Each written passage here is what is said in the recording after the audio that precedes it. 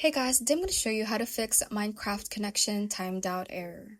Instead of going to the settings in game, what we're going to do first is to disable your router itself and turn it off for about 30 seconds and turn it back on. This can help in resetting the IP address, which can help with our network issue. If that does not work, the next thing to do is to search for CMD. We right click on it and run it as administrator. Click on yes, and the command we are going to type in is ipconfig //DNS and hit enter. After that, you can then try reopening your Minecraft again and see if that solved your problem.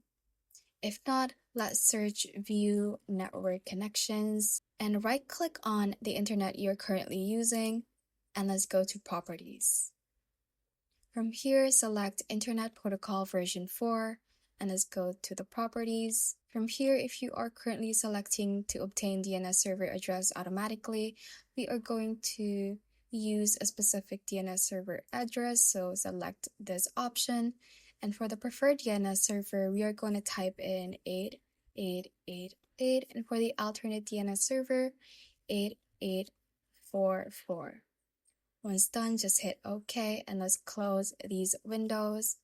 And if it still does not work, the last thing to do is to restart your computer and reopen Minecraft again and see if you already have no problems with your connection.